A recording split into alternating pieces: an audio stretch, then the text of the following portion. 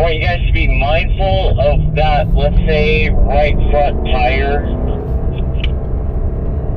and just how you're loading it and how that feels.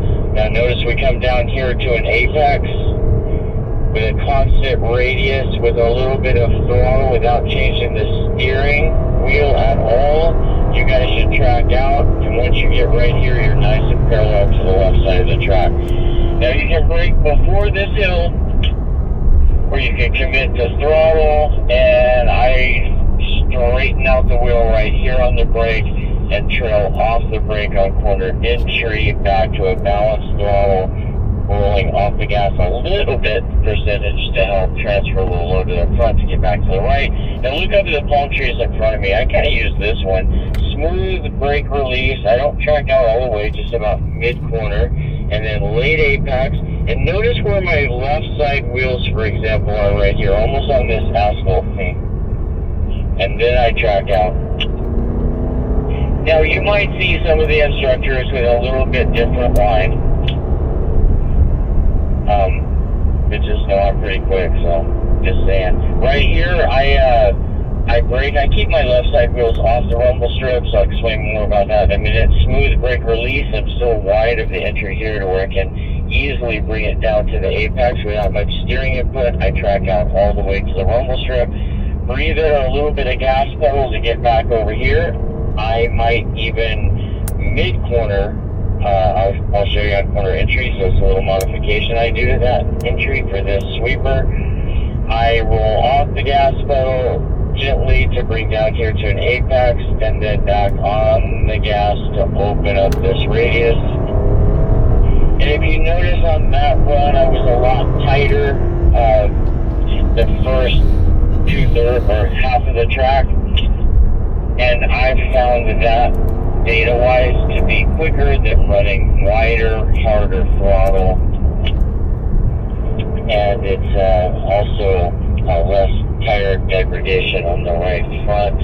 If you're not having to lean on it, running that wider radius at a higher speed with a lot more spur on the right front. Late apex, gentle squeeze. Notice again right here, left front is what I use as a reference. I also use that tower in front. It kind of looks like an airport tower right there. It's kind of my trajectory coming off the corner. If you want to start looking at reference points. Right here, by the way, there's a little palm tree up there that I kind of use too, and it gets me pretty squared up. But whatever you feel, I'll show you the variation. I'm mid-track here,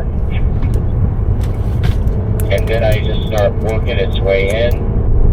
So it's a little bit bigger radius. I can carry a little bit more speed down to the apex, and then track out.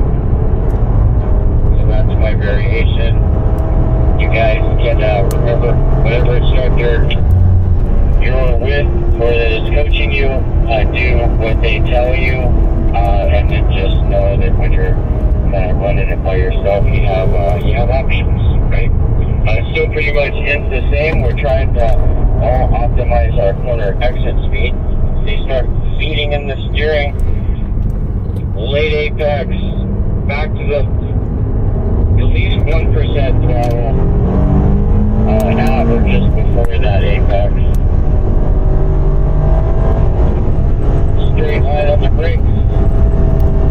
Smooth brake release. Trail off the brake down to the apex. Back to the gas pedal. Open up the radius to your left side wheels. Come out there almost to the rumble strip. Here, we'll run it down here as the first apex if you want. And then I roll off the throttle to bring it back down.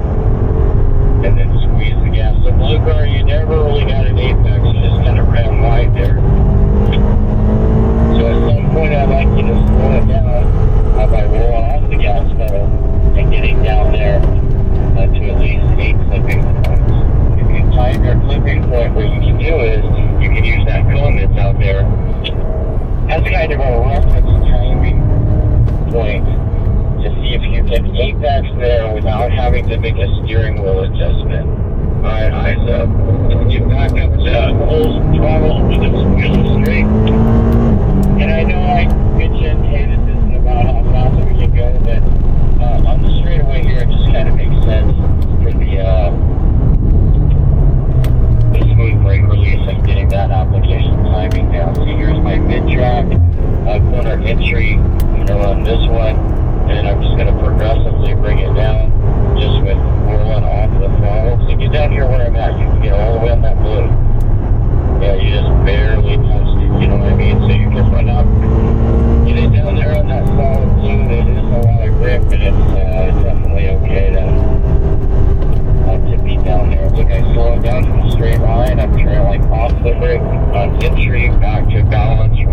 the gas down, but turn to the right. And I kind of cheese it over here.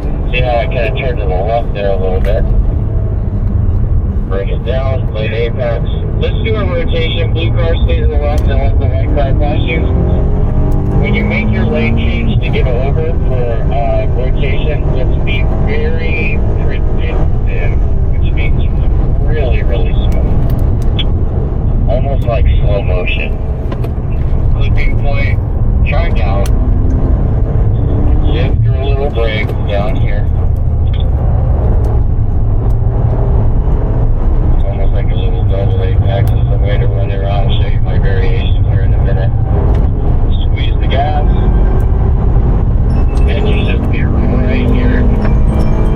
I slow it down in the straight line if I'm going fast. And you can also slow it down here. You can even be back to some throttle parts of the apex. So there's a couple of different ways, just depending on how your car took a set for your speed. Smooth brake release, speed the steering in. Squeeze the gas coming out the corner. Make sure you get your apex on. You missed it by a couple of inches. Make sure you kind of feel that seam from the asphalt to the curbing. Here you can just kind of brush that level straight there. Smooth brake release. Get it down there. Feel the seam. Track out. A little bit of brake. Got our speed now. See how that's kind of a easier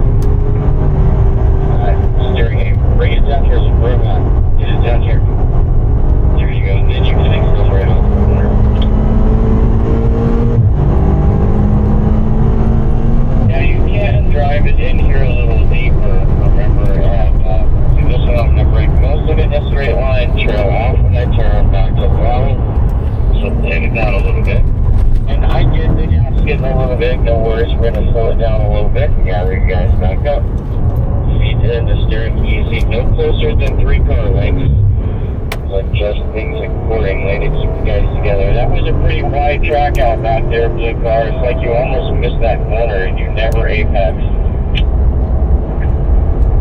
So remember, if the gap is big, don't try to overdrive a corner entry to catch back up. When it's safe to do so, we'll gather you guys back up.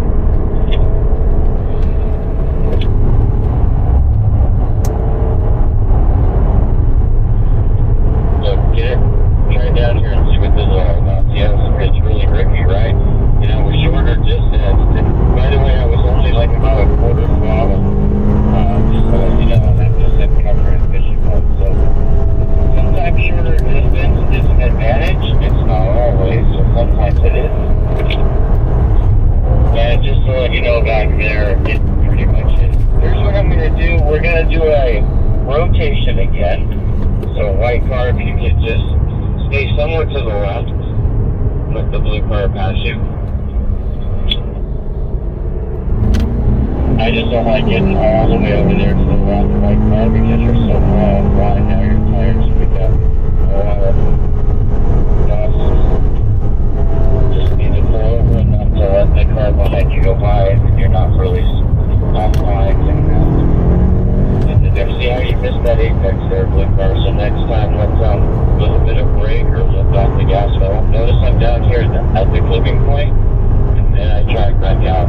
You should be able to do all that without turning the steering wheel or adding steering equipment or sawing on the steering wheel. You know, back and forth. Let's do this, guys. Let's go into pit this lap. We have to, at some halfway through this session, we stop for slow down. We're going to go in the pit. This is the entrance. And we offer you guys a ride around so you can kind of see what we're talking about from our perspective, and it might make it's easier to understand, or you might see it a different way that might be helpful. If you're prone to motion sickness, of course you don't have to ride. But we feel it is highly beneficial if you can do it.